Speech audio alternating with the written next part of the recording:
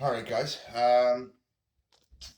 With me, I have my finished short bow. Now, this is pretty light as far as the poundage goes. In fact, it's incredibly light. I have a weight belt. In this video, we're going to be checking the weight, but I never, ever, ever check the weight of a bow until it's finished, fully cured, and then broken in on top of that. When you first make a bow, you do not want to draw it to full right away. You want to take your time, draw out gentle, nice and slow. Don't try and do a skill shot. Don't try and push it hard. But look at that. It's certainly a little better. Now I've changed the string. This is the green camo. Green paracord. And it shoots very well. It's very accurate. This is a really nice bow. I did a careful setup on it when I set it up. But these are not the arrows that are made for this bow. This was never the plan that it shot 20-inch arrows, and that's why I'm using these. But it was my plan that it should be of a poundage where I can lightly pillow plink at a short arrow. Put on 20-inch arrows and sit inside and plink targets. It's more than strong enough to penetrate the target, but when it comes bouncing back, even at the seam here, I'm right in the seam, guys, and those seams are harder to penetrate. That is a tough to penetrate target. And this bow seems to not have any trouble with it. When I first built it, it had trouble penetrating this target with the 10-gram tips. As it was the lightest poundage bow in the set, that wasn't entirely surprising. Also, given the fact that I made it to fire 24-inch arrows, 4 inches of draw doesn't seem like much, and it's really not. But it's the difference between that. I'm going to fire one more at 20, but this time I'm going to give it as much as I can and see what I can get for arrow speed. Not bad. Not bad. It's not broken in yet. It's not at its best yet, but it's not bad. So that was a 20-inch. Now we're going to go 21. I'm going to do the same thing. I'm going to draw it out to its maximum and try and give it a little hoot spot. See what we can get. Not bad. Pretty good arrow speed. So this one's going to be kind of unique. We got a bamboo arrow with a 5-gram tip. Makeshift style. Was the burner from a vaporizer, but I'll tell you right now, this thing shoots like a little bat out of hell. Look at that. Hard to penetrate target, guys. But I shot it somewhere fairly soft, and it's not really sharp, but that'll punch through. Crazy though that sounds. So I'm going to hit it in a little harder place to punch in. And you can see clearly that it will bounce out. I wasn't kidding. It's not even sharp. But that doesn't mean that I can't find a hole and stuff it in.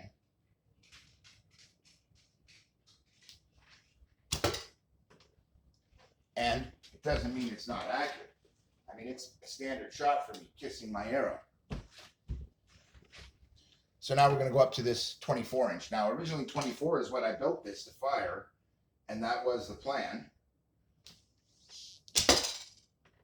As you can see, pretty accurate. This is 20, and that was an almost full draw. 26-inch. See, I may have built it for 24, but it actually has a pretty good long range draw. And even with that 26 arrow, now I didn't draw it full, guys. I gave it about a 24, 25-inch draw. And I'm going to shoot it again. Now, you might think, but I just wanted to fire it and see how it would do. This is something you want to avoid on a new bow, guys. Full draws, heavy arrows, those are to be avoided, okay? And the reason they are is really simple. What you want to do is you want to put the bow under the least strain that you can and still fire shots off. Now look at that. Punched right in again, but I found the same hole. I literally put it in the same hole pretty much. Gotta love that. This bow is incredibly accurate, guys, and it really doesn't care what I shoot. It will be incredibly accurate no matter what. And that was one of its targeted goals, was that it would shoot well with a small arrow and shoot well with larger arrows, even if I was firing ones that this bow has no business shooting because they're far too long or far too heavy for its poundage. I still wanted it to be good enough to make that happen, guys. And as you can see, even into the Velcro, still going to penetrate even on a really light draw, guys. Now at this moment, this bow is nowhere near as strong as it's going to be when it's finished. But the recurve had a noticeable effect. And if I want more arrow speed, even off a 20-inch, I can get it. And I can just kind of lay in shots, which are pretty decent. And I got to tell you, man, like if you can do that on this kind of light poundage, that's actually pretty impressive. So I'm going to short this real quick. But I'm still very much breaking in this bow. And so what I want to do is kind of document as the arrow speeds pick up how that goes. Because generally what I'll do is I'll start with the short arrows that are the minimum I want to fire. And I start working with those. But I am slinging the heavier tip. And the reason is I want to prepare it for firing heavy arrows later. So I put some weight onto it. I'm going to fire some shots. I'm going to see how the bow responds. Sometimes as they break in, they get a little softer. Maybe your brace sight changes or whatever. In this case, the cord is brand new. It is running at about a 7 3/4 inch brace sight right now. I do expect that that will come down a little. But from what I saw in the past, this bow really likes a brace sight of right around that level. And it's getting nice. I notice my penetration is going up. That's what I like to see. My arrow speeds are good. Even though that was actually a light draw, guys, and it's definitely good.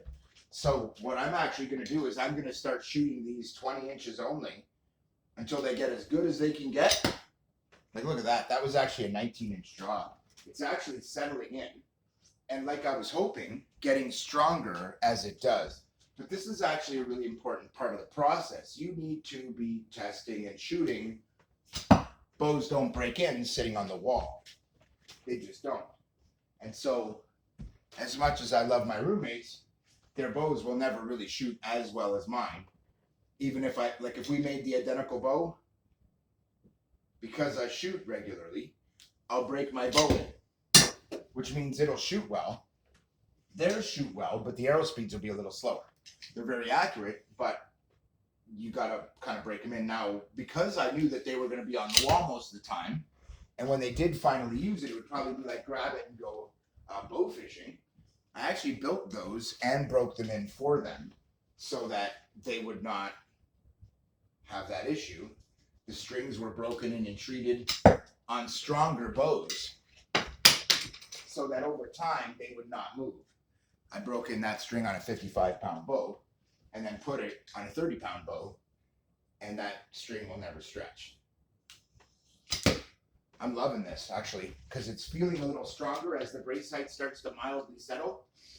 I can feel the strength of it building in the early part of the draw, which is nice, because that's where it was at its weakest. It still quite happily will hunt pillows. And again, I'm just using this 20-inch arrow. Now, I'm seeing it start to break in a little. So what I want to do is see how much. So maybe give it an incredibly light shot and see how it handles that. Maybe give it an incredibly hard shot and see how it handles that. And it's like you kind of got to start really light though, and that's the real trick. Is to start with incredibly light arrows, incredibly light draws that are just enough to get the arrow there. So you put don't forget, as soon as you shoot, you're putting shock through the bow, right? And you want to get the limbs slowly to kind of vibrate to that shock gently. You want to warm them up to it. It's kind of like warming up a Ferrari before you drive it hard. Only it's permanent. It's like you warmed up the car one time and you'll never have to do it again. It's that. So what I'm doing is just shooting and monitoring to see if my arrow speeds are dropping off. If this is as solid as I believe it to be in its construction, it really shouldn't move much. The limbs have been broken in, the rods have been broken in, the riser's broken in. The only thing that's not is the paracord string. However, I did just feel it drop. I wanted to confirm my hypothesis there. It did feel stronger. I can verify that it's dropped another 1/4 inch. But that's good because I found this one worked best firing these arrows at right around a 6.5 inch brace height. So I set it to 7.5 or 7 3/4 and just let it settle on its own and let it work its way in. As you can see, it's certainly not got any problem shooting these. Whereas before, it was pretty slow shooting these. It was not ideal. But the first shooting session, I basically want to try each of the other arrows on it and document what that's like on camera. That's a useful tool, so I can see for myself what the arrow speeds are like. Not rely on my memory, but rely on my vision and watch the videos back to back. And then, even if you bounced 100 shots in a row, you could see which one came in faster on the video, which is really handy, believe it or not. Anyway, so I'm feeling good about this. It shoots well. It's not drastically losing strength, and that's what I wanted to see. If it was starting to really lose strength as it settled, that would be a problem because at that point I would need to take action to increase it again. But in the end, a nice light draw. It's still putting up penetration, even in a harder to penetrate spot. So I'm going to try a 20 inch draw again and see how that looks. Ooh, not bad. Came in a little faster. And I noticed I hit the same spot, but it's because I kind of wanted to gauge the penetration and the sound of the strike. And if I hit a denser spot, it'll sound louder. Even if it's a gentler shot. Kind of like that. It sounded louder, it bounced, but it was a gentler shot.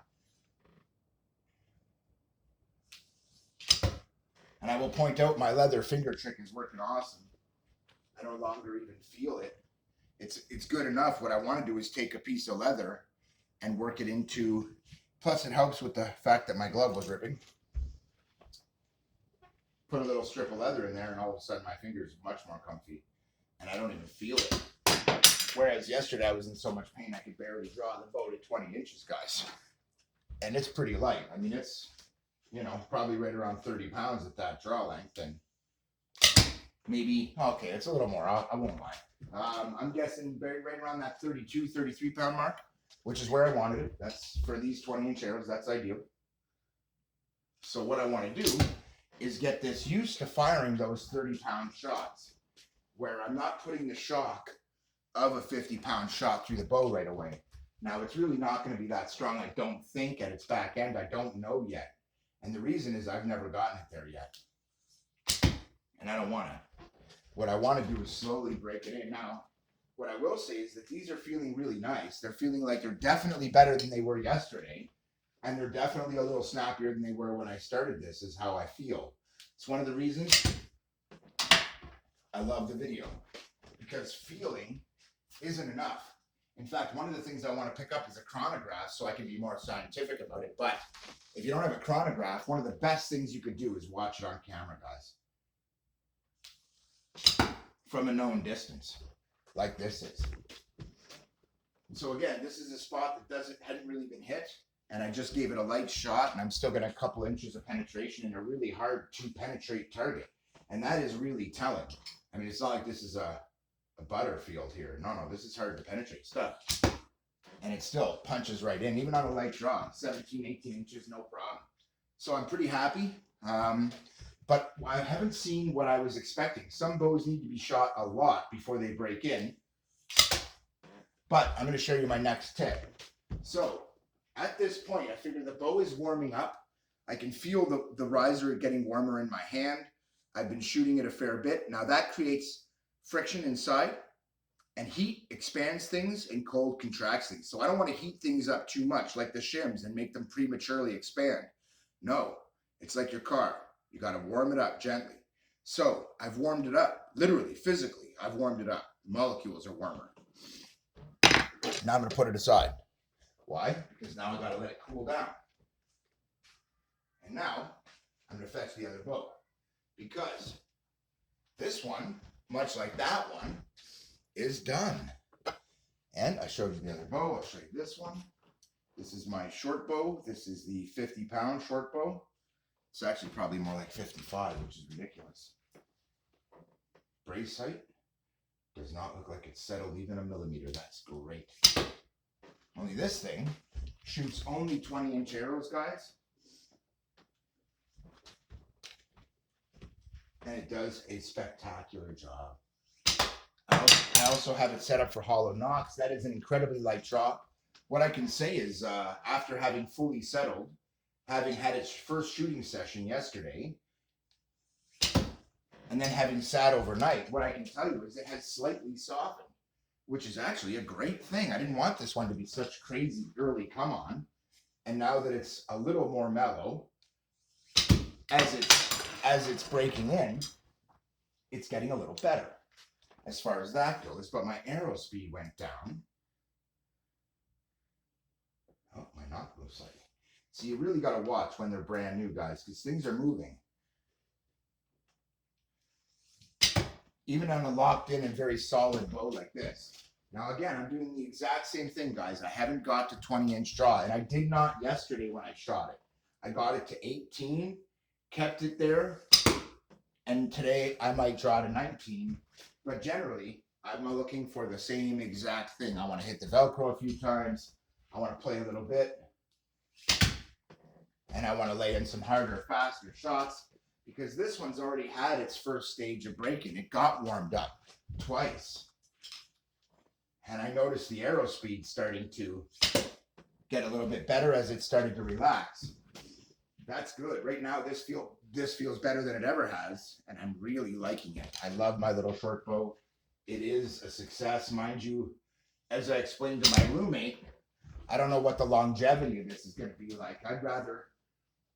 I'm tempted to make him one, but for the amount of money he would have to put out to make one, it doesn't seem worth it. I mean, I went through 2 prototypes before I got one that didn't snap itself apart. Now, I can reproduce this very closely, but I don't have I do have more of this rod. It's standard flex, so this is the easiest flex rating to get. And for your heavier bows, that is what you want. You do not want a high flex rating, guys. You want a low flex rating, a standard flex, or an extra stiff, or a stiff. But this thing shoots incredible, guys. But it is 20-inch arrows that I planned on shooting on it. But I did notice when I gave it its draw test, it actually drew smooth farther than that. And I could happily run. It actually had a back wall right at 22, just before you get to 22, like 21 3/4, it maxes out. Any harder than that, you're pulling at 55 pounds and you're going to rip it in half. But this fired at 30, 35, 40, 45 is a lovely little short bow. Beautiful shooting. It is noticeably stronger than the other bow. And that's the thing. This is the difference between a light plinker and I pull that shot and it buries it in the wall. But there's not a lot of difference in penetration. Firing the exact same arrow.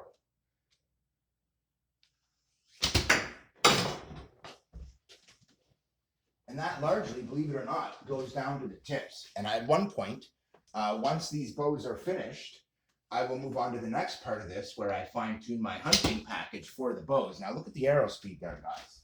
This thing, and that's a spot that don't really get hit much. And this thing is retarded. Like I said, low penetration. Yeah, I wasn't aiming for hard penetration. This bow is huntable.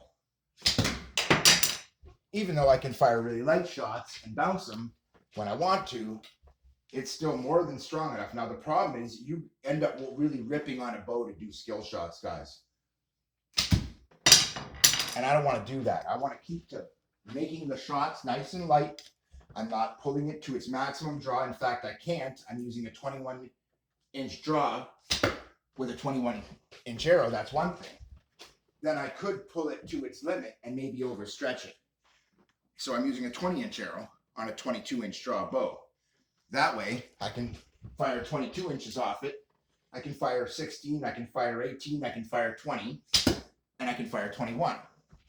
So, because I am not trying to break this bow in to shoot longer arrows, if I was, I would slowly start putting longer draw lengths on it until I get right to the back of it. And then I'll keep shooting it there until it softens a little. And that's why I don't shoot at the back of the bow, because it will soften it, it'll stretch it out. all those shocks going through it at its maximum effect kind of a thing is just gonna break things apart and cause problems. But look at the arrow speed there, man. Now, the trick is when you get it right and you have a 22-inch draw bow and you only draw 20 inches, you can't damage it. I can draw this arrow as hard as I want and not hurt it, which is why early on, I like to limit my arrow length in order to break in a bow. Keeps me from overdrawing at all, ever. Keeps it safe. And at a 20-inch draw, this bow isn't that brutal. It has settled a little, which is good. I'm actually really liking that. It feels way better than it did the other day when I shot it, comfort-wise. It's got a nice, easy come on. And whereas the other day it was making brutal power right about 6 inches of draw, that's that.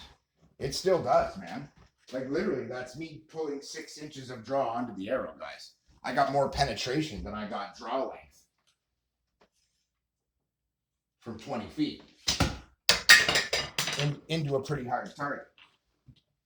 So yeah, I mean, it's absolutely capable, and it's a joy to shoot. I'm really excited about it, but because I've been firing harder shots, I can feel the riser warming up. Also, you got to consider the chemistry going on inside of here. You've got glues, you've got epoxies, you've got thinners, you've got all this other stuff working together. And the heat will cause them to mix, cause them to alter their chemistry in some cases, could cause them to expand or contract. In fact, it will. And so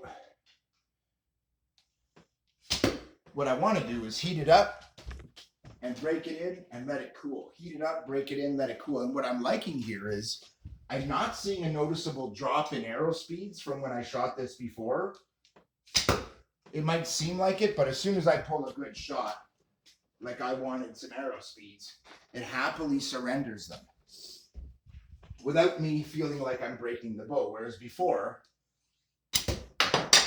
even firing a light shot like that, it really felt like I was putting the bow under too much pressure.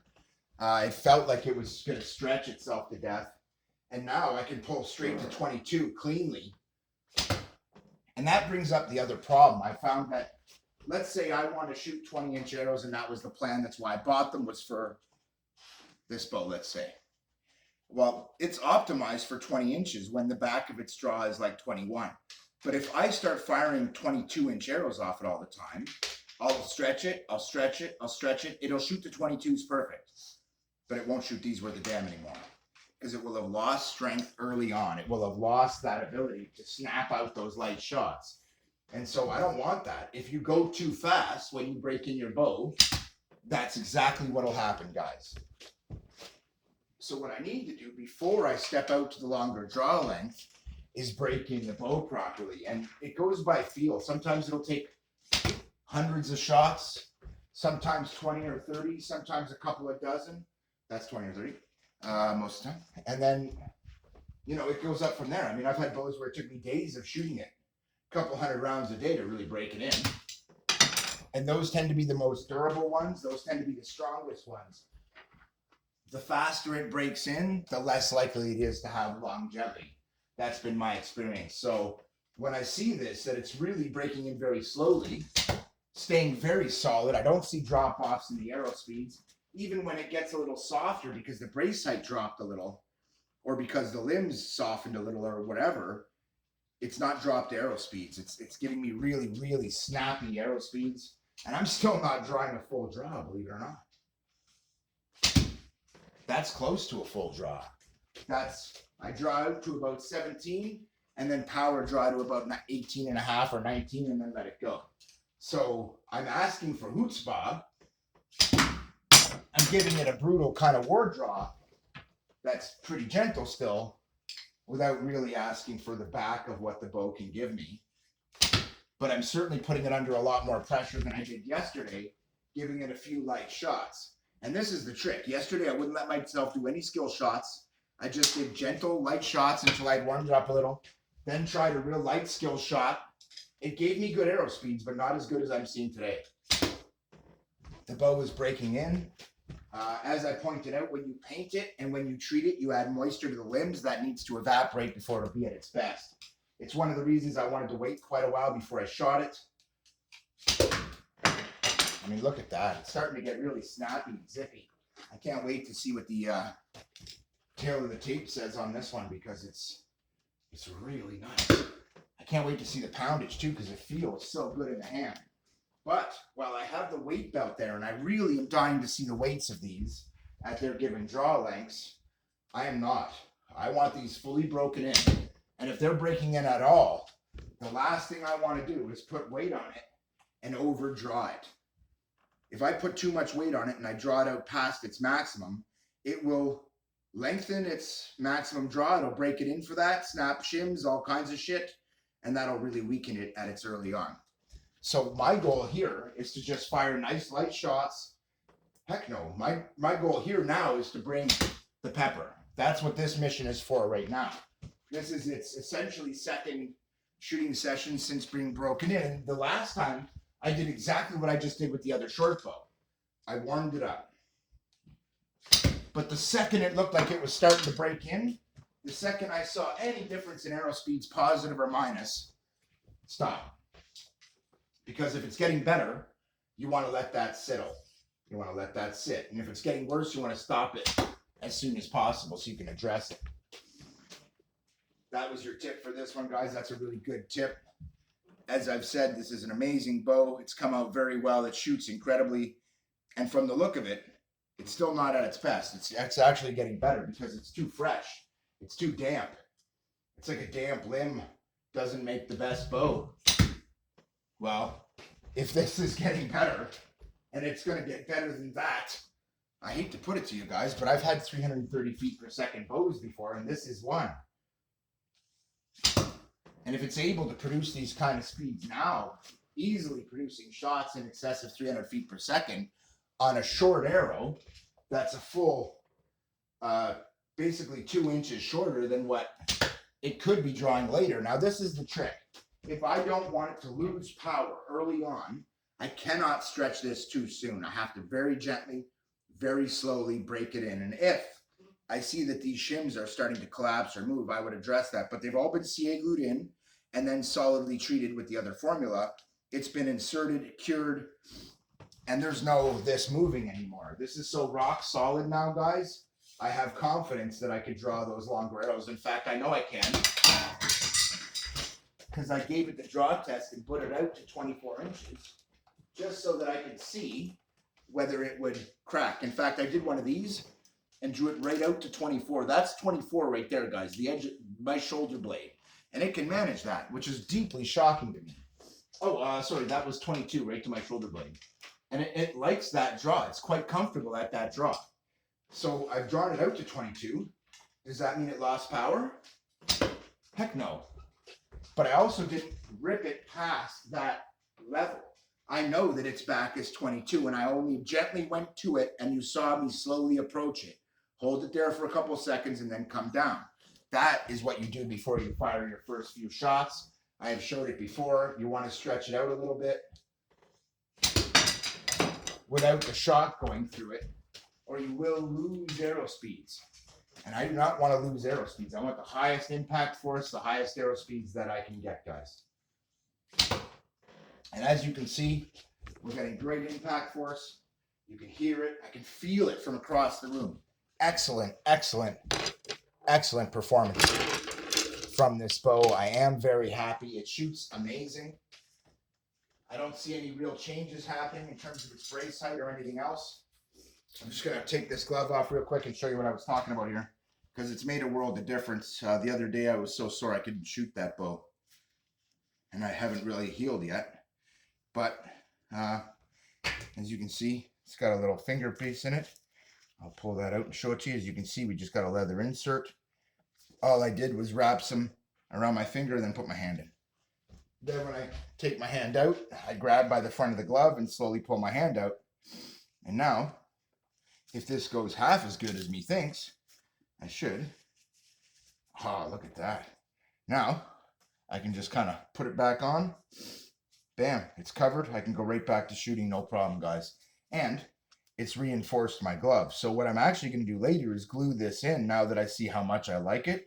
So there you go. If you're wearing out your favorite pair of gloves, put a single piece of leather, 1 inch wide, wrap it around, slide your hand in, go in through the same hole you're wearing in it and glue it in place.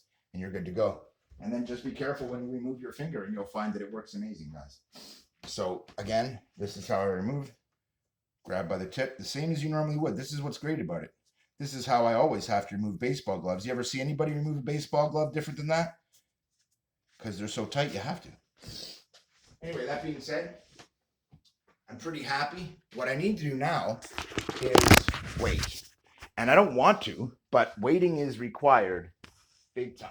And the reason waiting is required is because, well, I'd very much like to shoot this bow a whole bunch more, and I want it broken in. I very much would like to see what this bow is like on 21 and 22-inch arrows, given how brutal it is on 20s. But if I want to do that now, I will sacrifice how good it is on 20s. Same as this. I do not want to break it in hard. Its max draw length is over 24, but I did bring a 26 just to see how it would shoot. It actually did great, but I only shot it once, and I didn't draw it anywhere near full draw. I only drew it to the 23 inches or so, just to see how it would react firing that overweight arrow and to make it struggle that little bit with that really long, heavy arrow. That's the longest, heaviest arrow it'll ever fire in its lifetime, and it's fired it during its break-in. That's a good thing, believe it or not.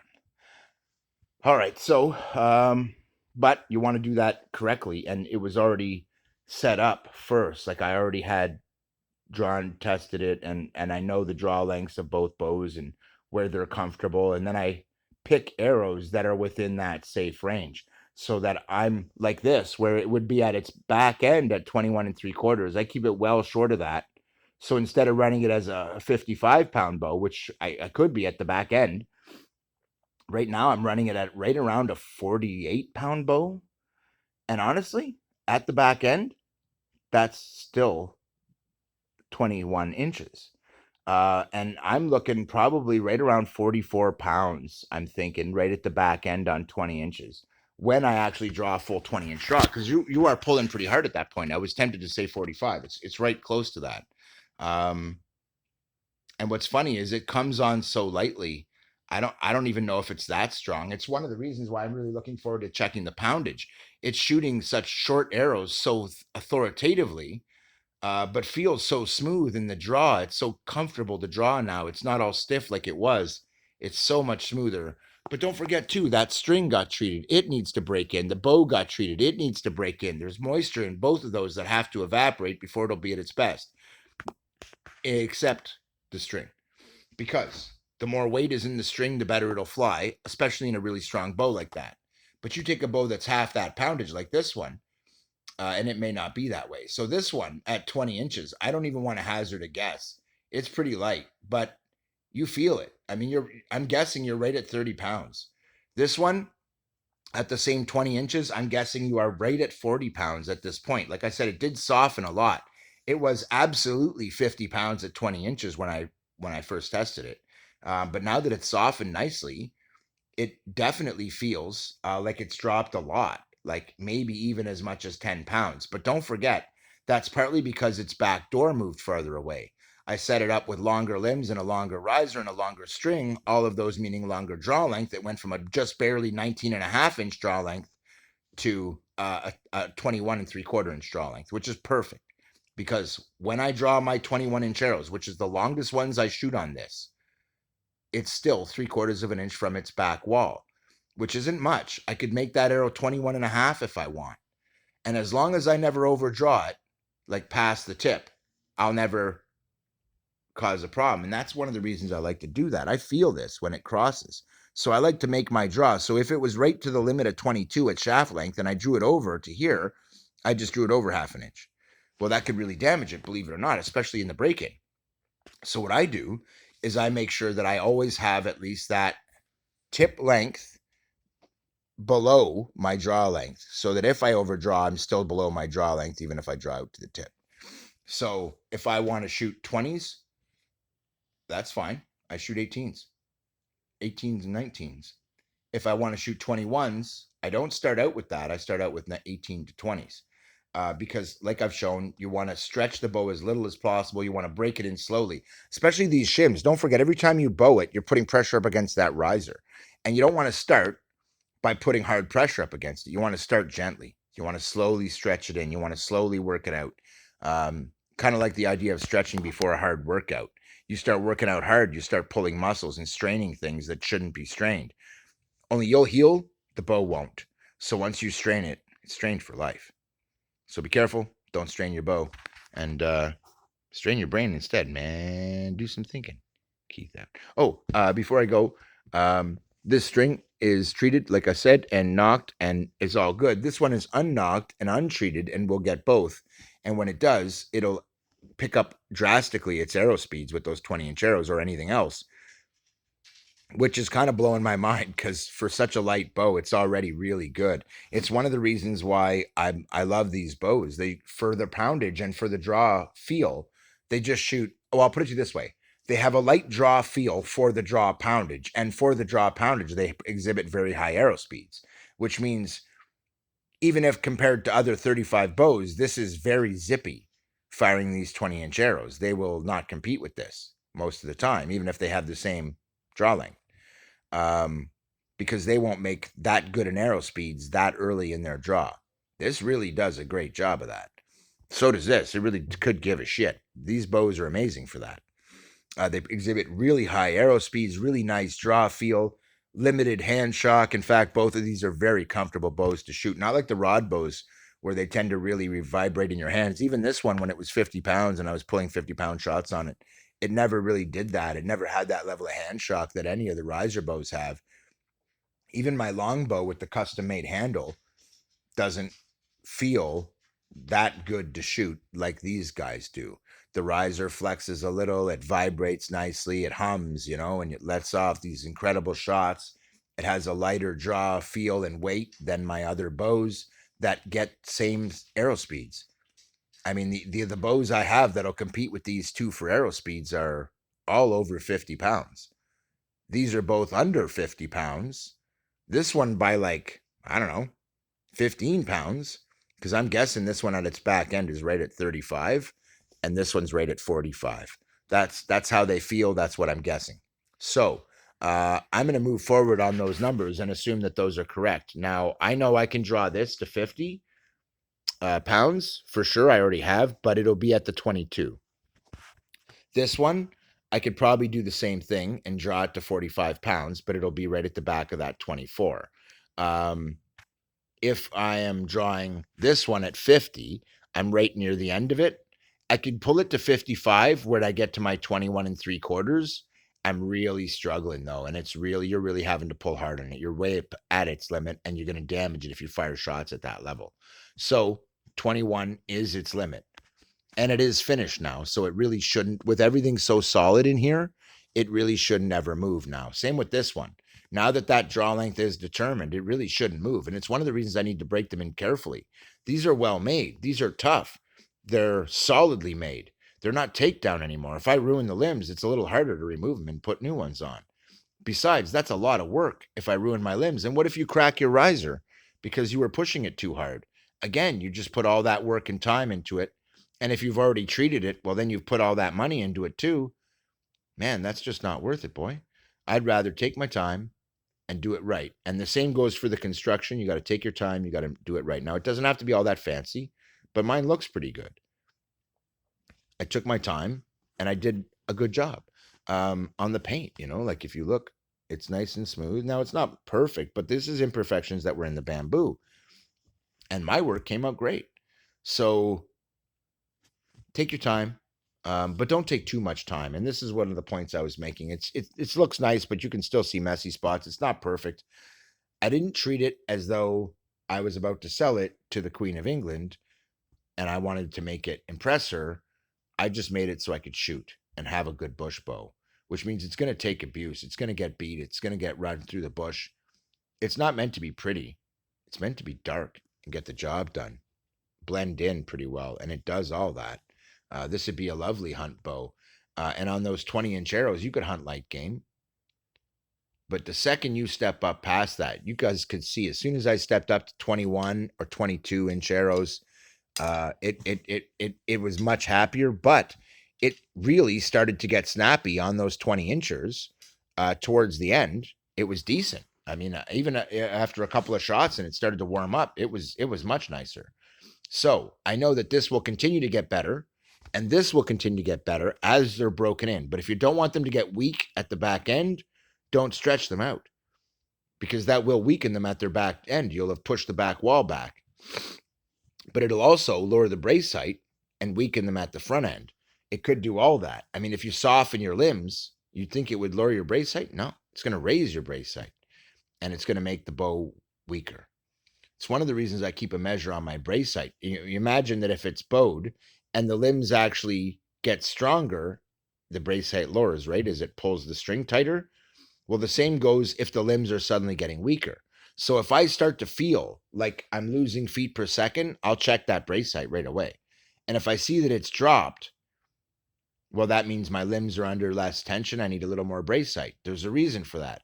But if I see my brace height went up, that means my limbs got weaker. Big time. Sometimes when the brace height lowers, it will get stronger. Sometimes it'll get weaker. So the trick is to identify why right away, as soon as I see that. Now, in this case, I know it's breaking in. I was expecting to see a slight increase in arrow speeds. On this, it's second quick warm up. No, it's first, very first. It got shot a couple times yesterday just to see if the tiller was right and if it came out right, but it wasn't cured yet. But I had to make sure that these rods could bow separately from the main, which means I had to bow it while it was curing. But once I did that, I took off the string, I did the recurve, I let it cure that way for many hours, and then put the string on it, and then let it cure for a further 20 hours or 18 hours or so. And now it shoots just great. It's very locked in, it's very solid. That is what was required. So I want it to stay that way, which means a slow, gentle break in. I warm it up. The first few times I take it out to shoot, I warm it up until I'm at the very back of that 20-inch arrow and it's smoking into the target and I'm happy with the arrow speed. Or I'm not getting any more arrow speed and it's broken in fully. And then I start working on other ways to increase it. Maybe increase the weight of the limbs out at the tips like I did on the other bow. Oh, wait, it's this one I did that too.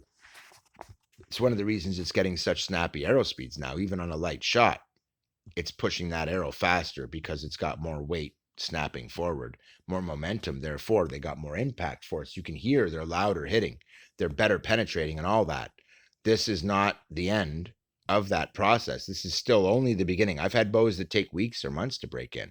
I do not expect this will be one of them. I expect that it will break in a few days. Same with this one. In fact, this one, because it was finished the day before, did get a pretty thorough break in and then a warm up, and then I let it sit for an hour or so, and then I came back and did a thorough shoot with it. Then I let it sit. Then I came back in another couple hours and shot some more, which is why my fingers messed. But as a result, I know that this bow is actually properly broken in for the 20 and 21 inches. I can shoot them without damaging the bow. This one, not so much.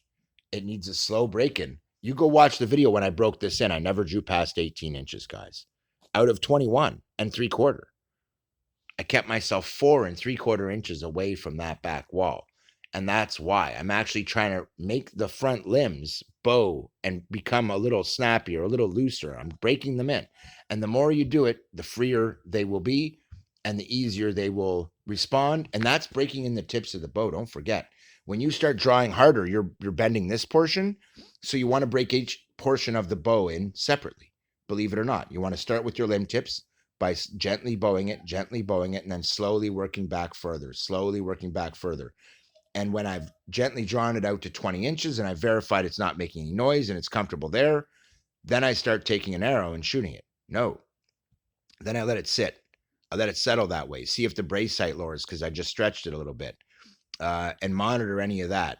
Then if everything looks good, I go to the next step and I start shooting those arrows. That's where this one's at now. I had a couple shots just to see if everything was okay. It was. I set up my tiller. It was fine. So now I've gone to the next step. Now here we are the next day.